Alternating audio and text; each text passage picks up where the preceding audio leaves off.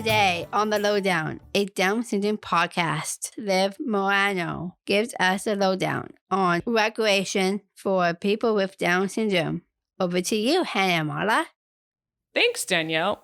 Hello, everyone, and welcome to another episode of the Lowdown podcast. My name is Marla, and joining me, as always, is my co-host, Hannah. Hey, Hannah, how's it going? Good, Marla. How are you? I'm good. I'm ready for today. Yeah. Let's do this. Yeah. Who knows what's going to happen in today's episode? It's going to be a fun one. For real.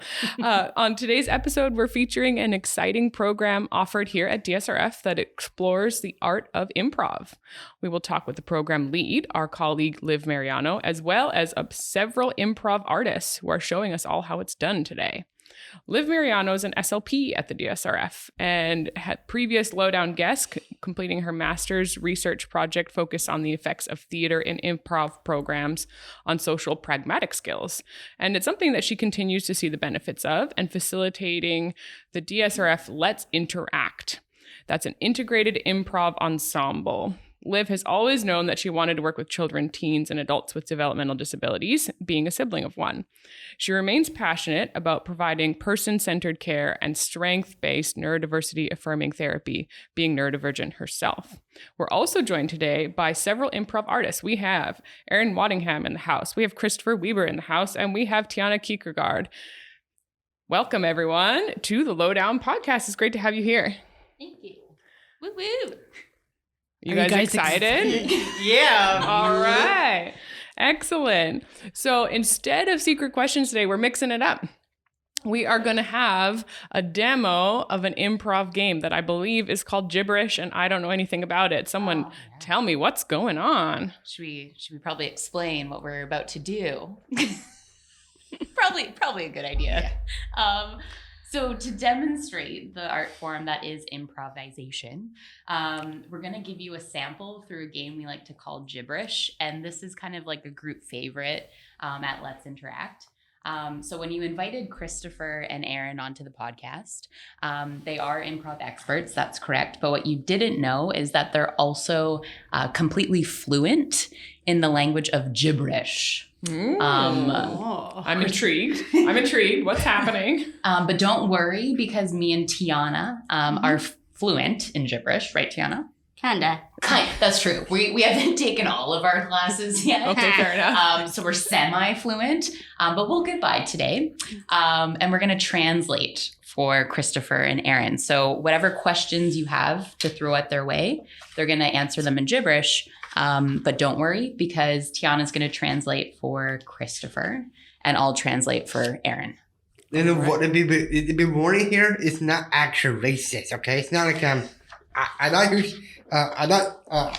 not here for racist one. We're not talking about banging languages across the world, okay?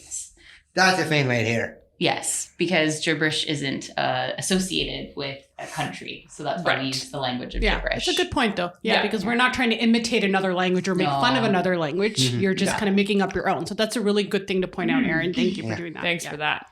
All right, so let's get going with gibberish. I'll ask you guys a secret question, and we'll see how this gibberish works out. Okay? All right, first question is for you there, Erin. Let's see. What's your favorite way to spend a sunny weekend? Oh,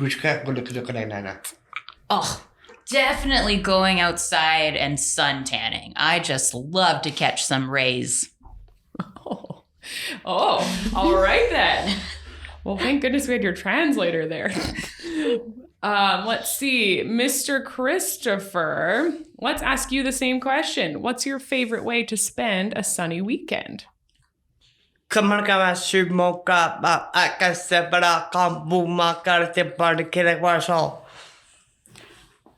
I like the sun better than the rain. A little bit of sun and a little bit of rain?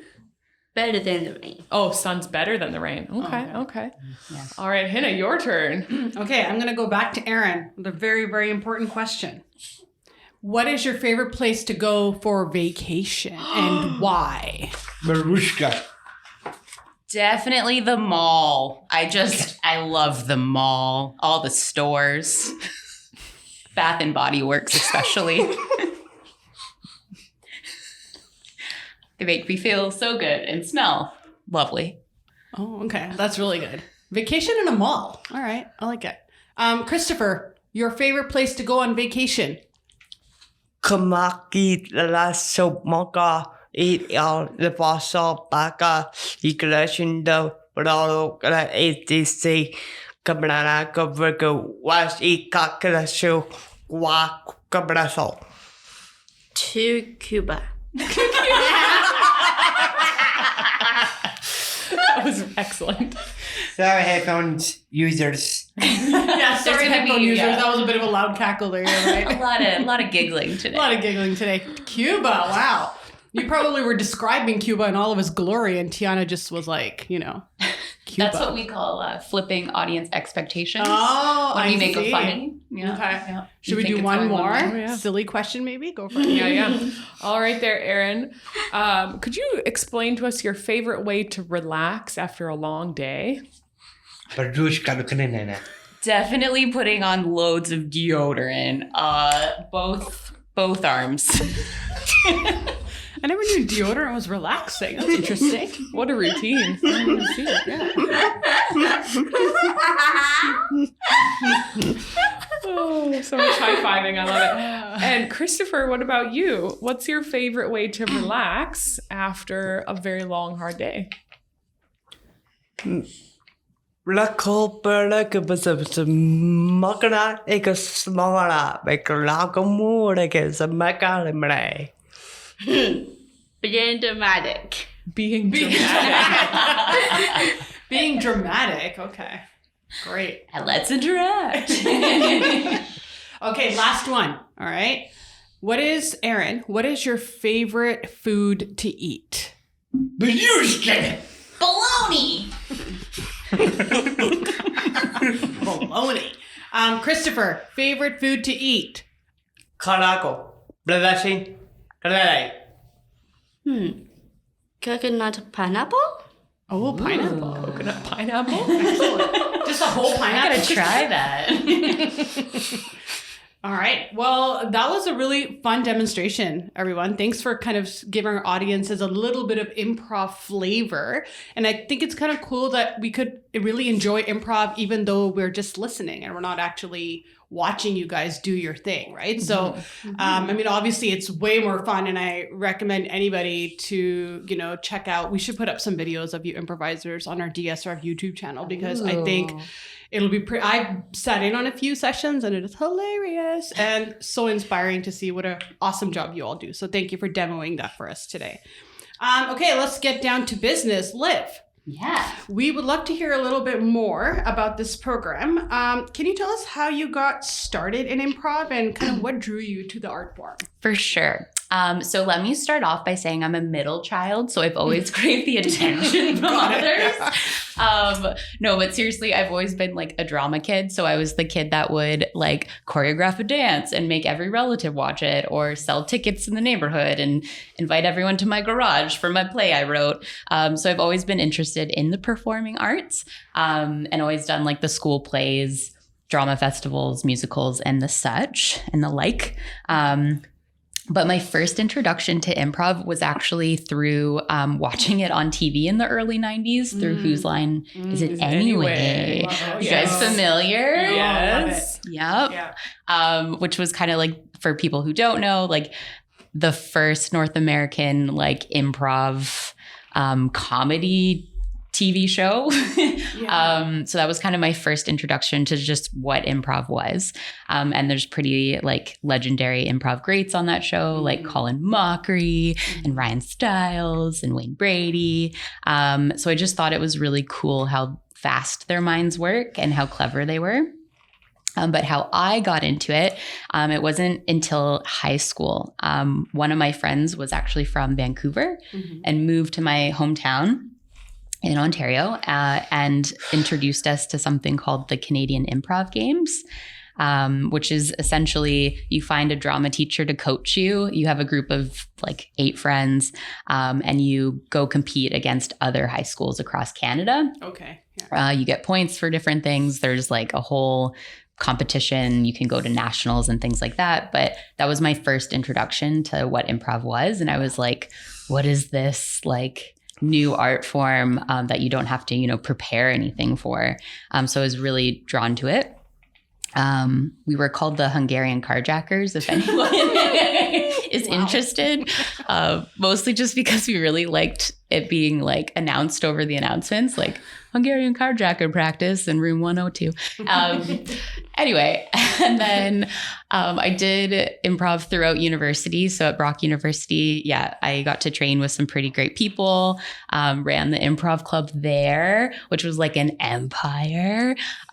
We had like rehearsals every day of the week. We competed in Montreal, across Toronto. We had a competitive team. It was pretty great. Can I do a shout out on this show? Yeah.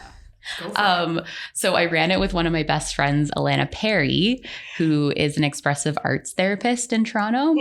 Yeah. I'm sorry, am I boring you, Christopher? For those of you who were wondering what that noise was, that was Christopher yawning in the background. Or an elephant. Or an elephant. Yet to be confirmed. Yeah. So, Alana Perry runs a program in Toronto called the Purple Carrots Drama Studio. So any listeners in the Niagara, Toronto region, she runs an incredible drama program for people with developmental disabilities there. Definitely check it out. What kind of drew me to it was just kind of there's nothing like it. The magic that kind of happens when people just, let their guard down. But maybe I'll throw it over to you guys. What kind of draws you to improv, if that's okay? Yeah, we do. We're going to do it anyway. Okay. So let's do We're it. going to ask you anyways. You tell us, why do you guys like improv so much? Because it is my feeling to do. I know the vibe is so amazing. But it's so point. The kids was great, but the kids were the best part of my life. Special thanks to Hannah and Liv. I love you guys so much. And then get the rest of you. Okay, take away.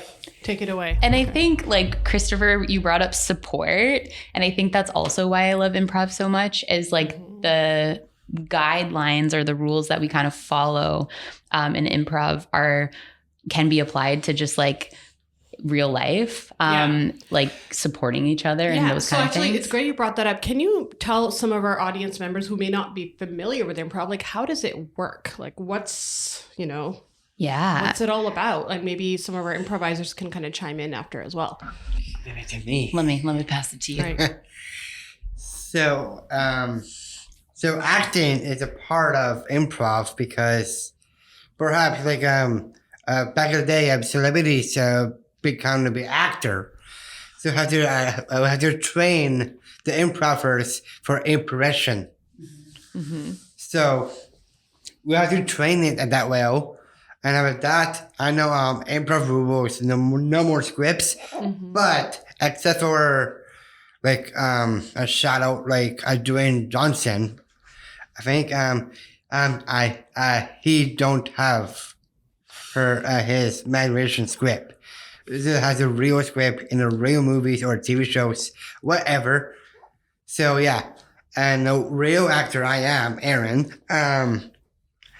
I do couple of years ago in Edmonton, in CTV News in Edmonton. So that's my first video thing.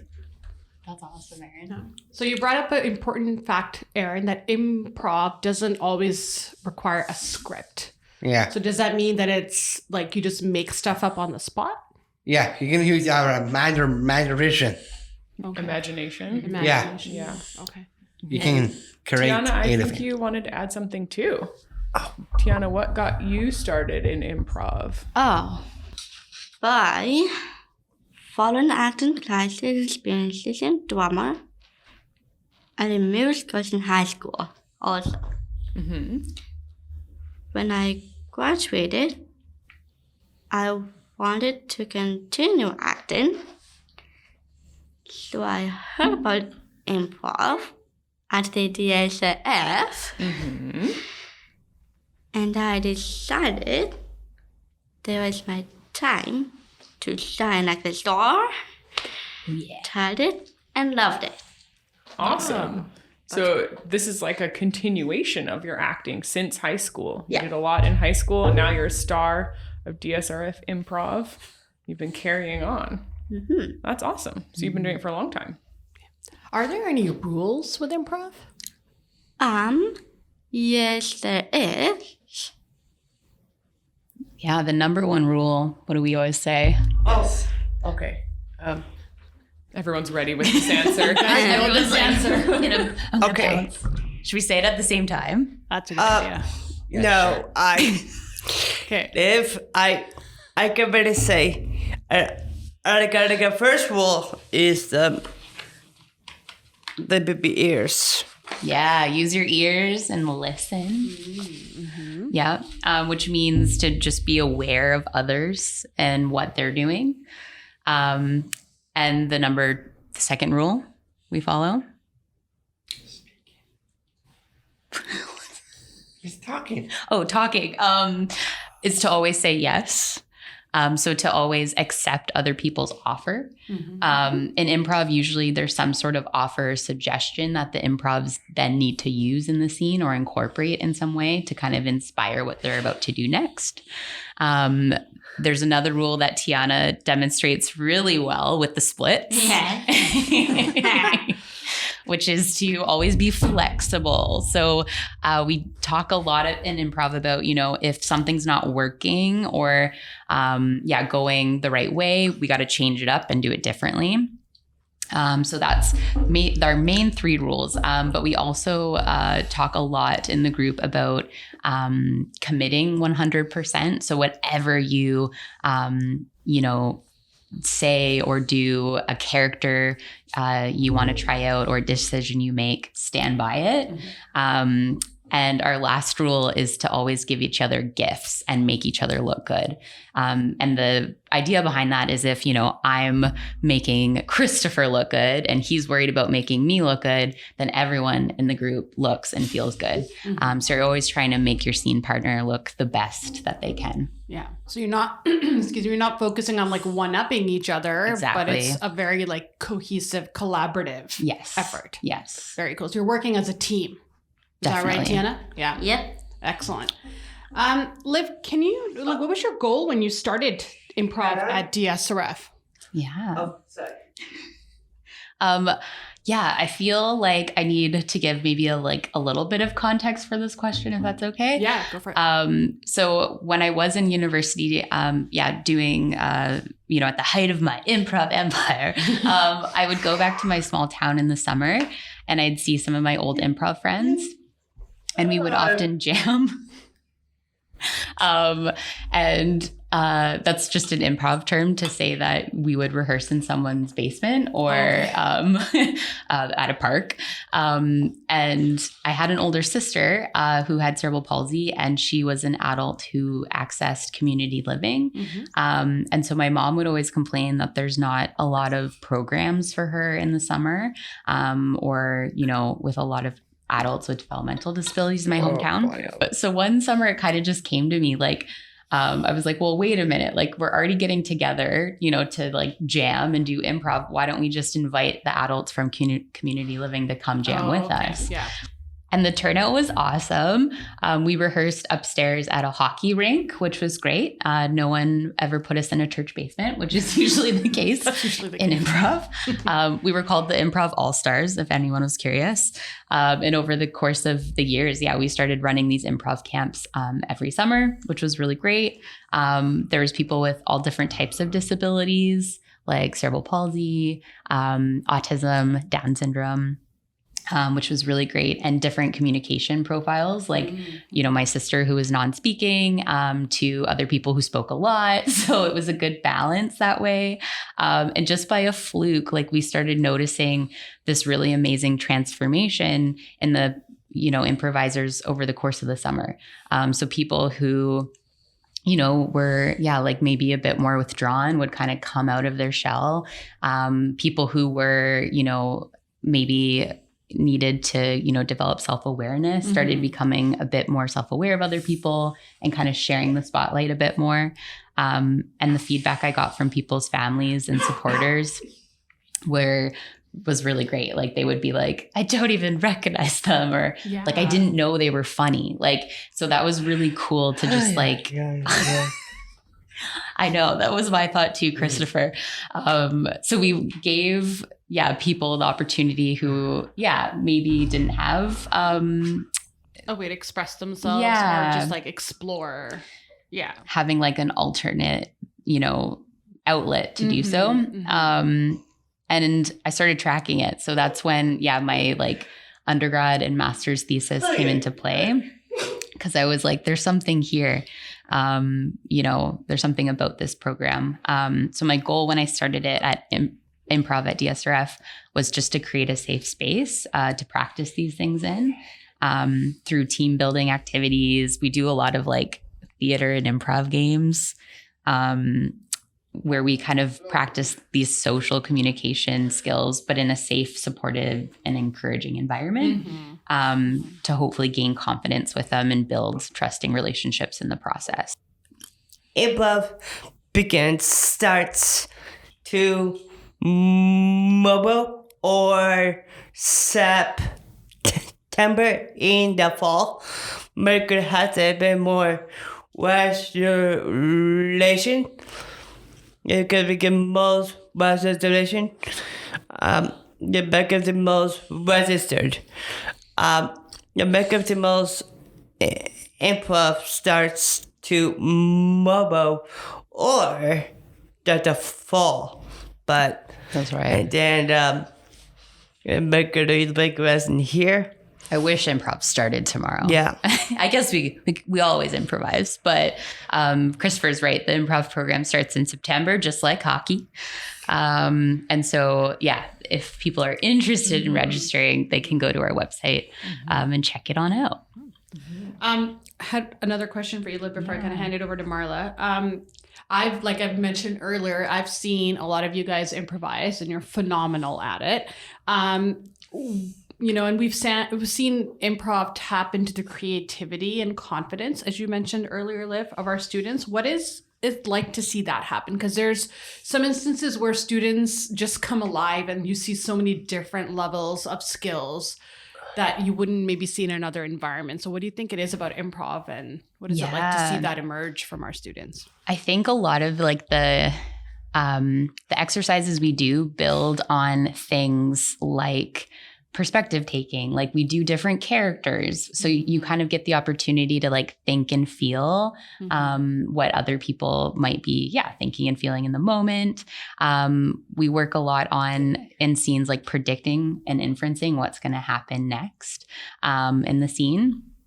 We work on, listening and interpreting the social cues and body language of other people so we can respond to that. And take a lot of turns. Like you saw in Gibberish, like, Aaron takes a turn, he gestures, I use that, and then we go back and forth. And it also, you get comfortable with like initiating because it's and jumping in. It's an art form where you have to, kind of like offer something, and whatever you do offer will be accepted. So it encourages you to take more risks. And a lot of, the storytelling aspect and problem solving. So I think a lot of kind of like these underlying skills that we work on in improv build the confidence with those things, because it kind of relates to every day where like social interactions are unscripted. You don't know what's going to happen. So it's kind of this comfortability with the unknown, which is really great. And I think our improvisers, people with Down syndrome have kind of this natural ability that caters to their strengths as improvisers. Improv is based on being impulsive, which is great.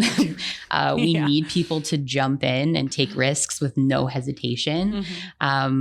it's great, being present. We need people who are thinking in the moment, people who, make things up on the spot. So sometimes the things that we might associate as being a bit difficult, like short-term memory and those things, we don't rely on those in improv.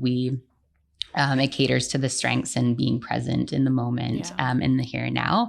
And I think overall, it's just a very inclusive environment because some people in the group are more physical comedy people. And some people, there's a lot of humor in that. Some people are more language-based and like talking heads, so they can help out, in other scenes. So I think it's really cool that, our improvisers all have very different like skill sets and all bring something unique, but it all works and caters to their strengths. So I think it's really rewarding to just see them thrive in this environment because I think it reveals like the best version of yourself. And it has like, improv has like very natural consequences too. Like there's nothing like making people laugh. Like, Aaron, how do you feel? What do you make people laugh? I'm not a huge laughter. My girlfriend is more laughter, okay? Do you like making her laugh? Yeah. Her name is Ray Blanchett, so. Shout out. And she does like to laugh. I co-sign that. Yes. Hold on, Liv. Sorry. She's a very amazing, talented girl in improv ever. It's true. That she's my only imagination girlfriend ever.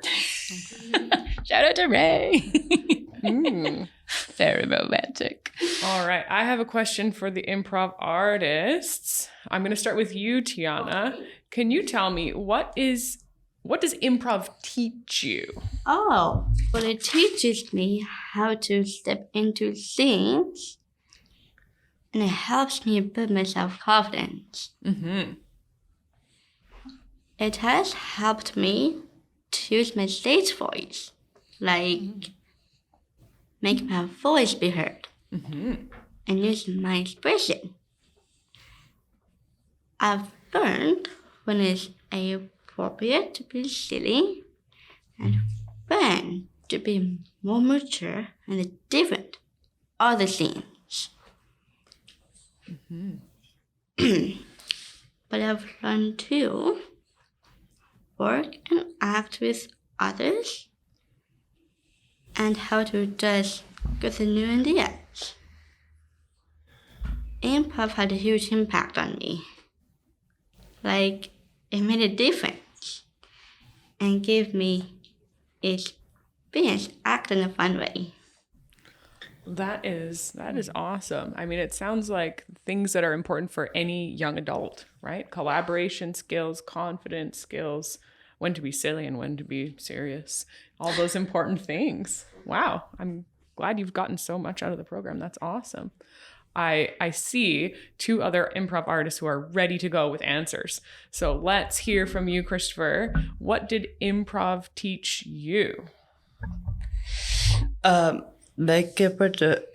teach me about like it makes me laugh. Like it is someone's funny with the it is sometimes going to be city and city songs with Larry. It is a more impact. Are you talking about VeggieTales Silly Songs with Larry? Potentially. Who is this? Yeah, Larry I know that. Larry and Bob? Okay, just checking. That's a throwback. Yeah. I know. It's like you like to be funny like them? Is that the situation that you're trying to share? Yeah. Gotcha. It's like so Liv, what is your favorite color? Ooh, good question, Christopher. Definitely purple is my favorite color. Yeah, thanks for the question. Mhm. Keeps me Oh, on yeah. my toes, this one. Oh, yeah.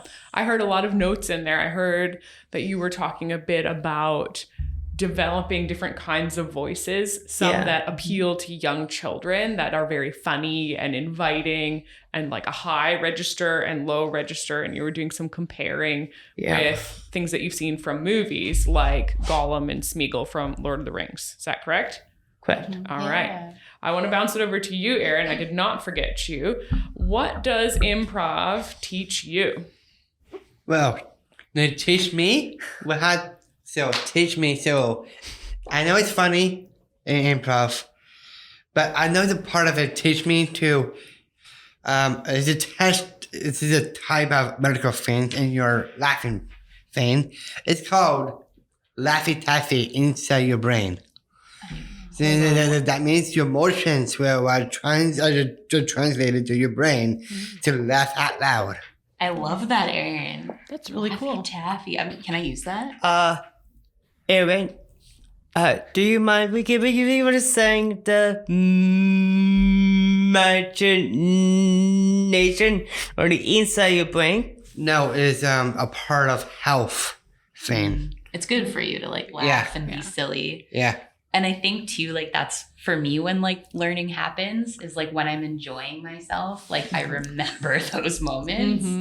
And I think that's like inherently what, like the program seeks to do is like to give you a platform to like, I'm just going to try this out. And like the response you get from other peers in the group is, you know, like encouraging and funny. And there's like nothing like making someone laugh and feeling good. So it's just like, it's a good environment to learn in. I hope.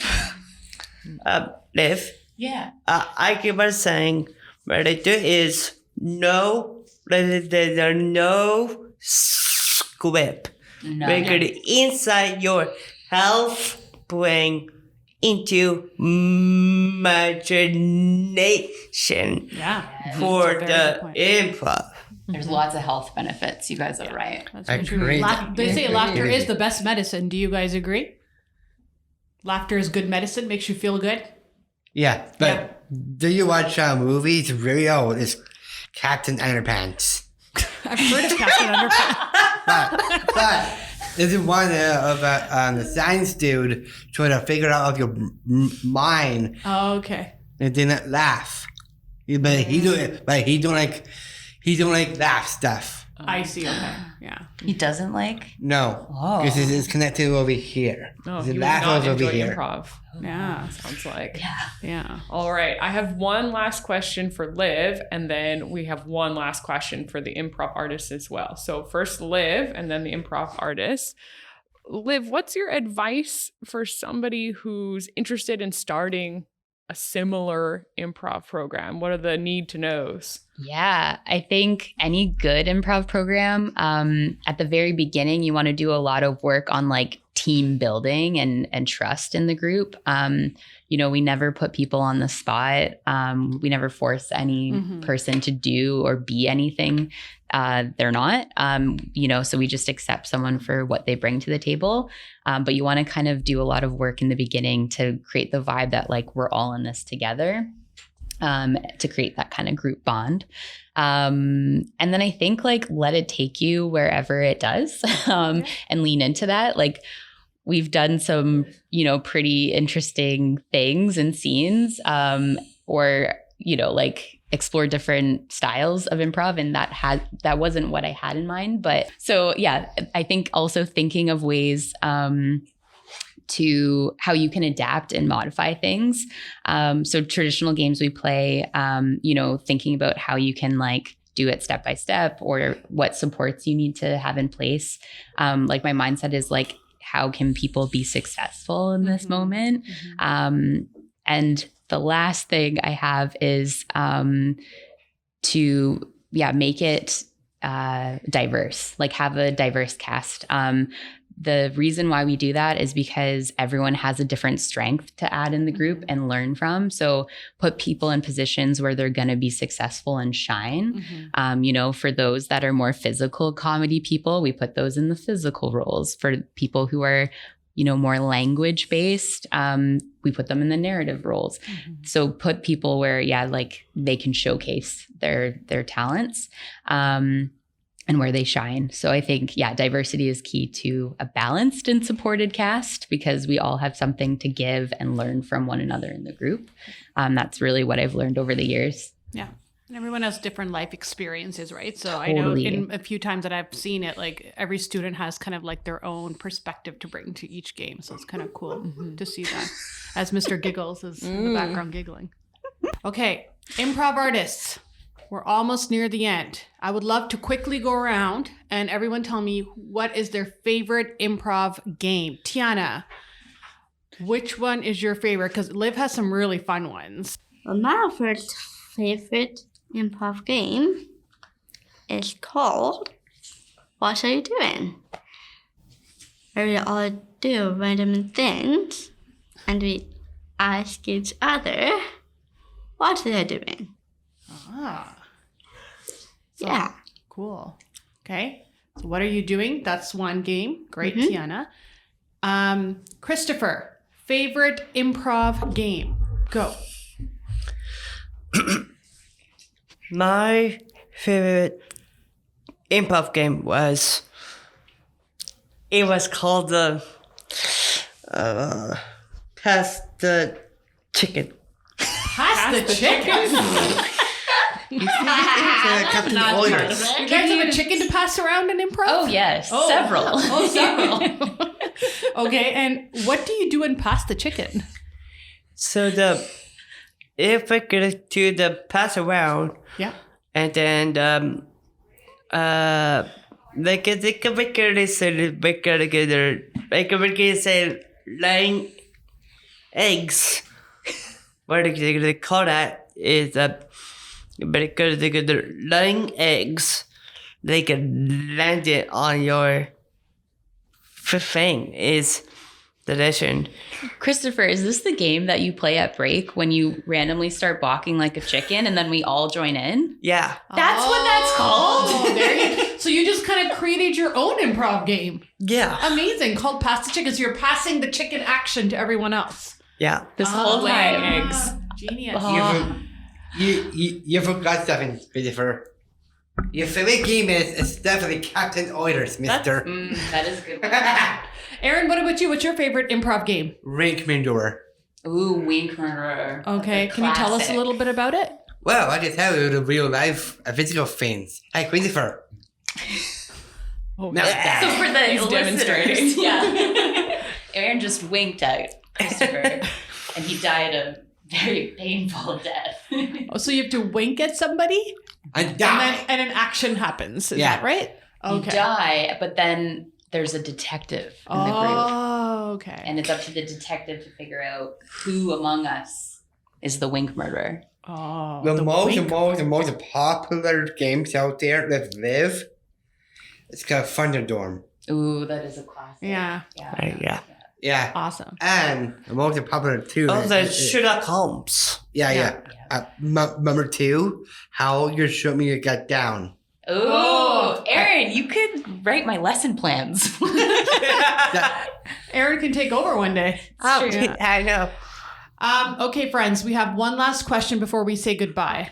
Okay, you guys are doing phenomenal. This is it's an important question, and I think you guys will be the best ones to answer this. What is your advice to other students who want to do improv?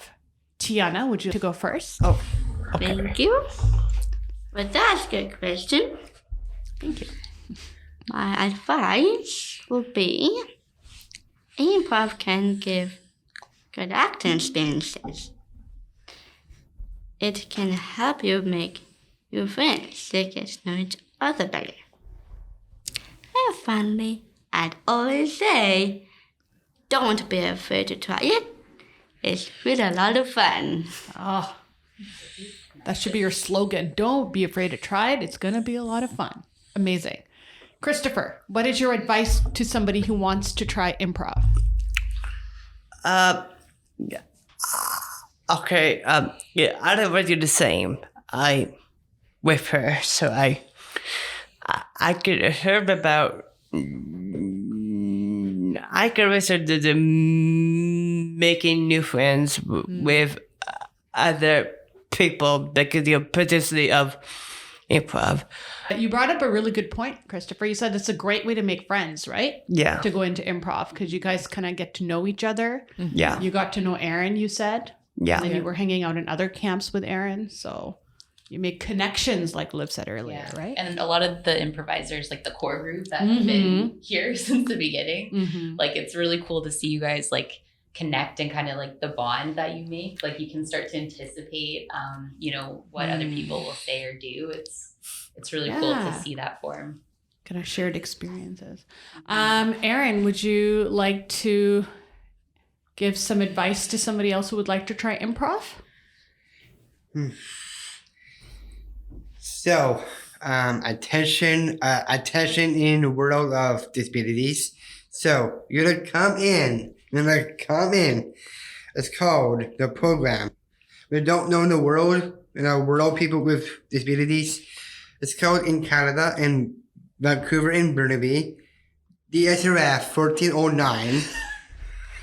Everyone, please come. Are you inviting the whole world right now? Yeah. We're going to need a bigger space. The whole world and disability community come to DSRF. Yeah. Yeah. Come But to what, them. but what about somebody that wants to try improv and they're a little nervous? What would you say to them?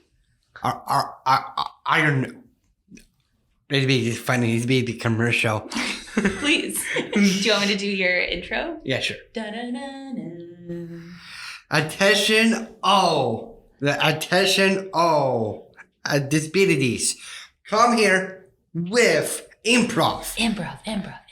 And improv is the support, not Toronto Maple Leafs fans anymore.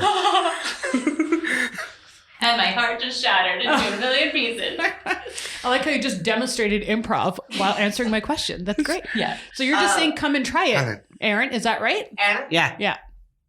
Liv, did you have any final parting words for our listeners about improv, about anyone who's, whether it's students or families that are thinking about signing their kids up for it or, Yeah, I think it's a really cool environment. Like if you're someone that's just like curious about the art form, come out and just try it. It's a very welcoming environment to be in. I think, anyone can do improv. You don't have to be the loudest person in the room. And in fact, a lot of, performers are sometimes, introverted people. And it's a good art form to kind of see what your capabilities are. So I think, it teaches you a lot of skills. And I would encourage anyone that's just kind of curious to just try it. It's a great environment. Yeah. Great environment. All right. Well, we would like to thank Liv, Aaron, Christopher, and Tiana. Wonderful group. Thank you so much for demonstrating improv throughout this entire episode. I loved it. Thank you for answering our questions. And Hannah, Yes, I Christopher. gotta say. you got to say something. Go for it. Okay, so attention Vancouver Canucks fans. Oh. And DSOF. We need to win the Stanley Cup Yes, Christopher. in this building. In this Perfect. building. All right. What did I say? Vancouver Canucks organization, if you're listening, we need to win the Stanley Cup. I think that is a wonderful way to end this episode. Thank you, everybody, so much. We appreciate it. Thanks for having us. All right.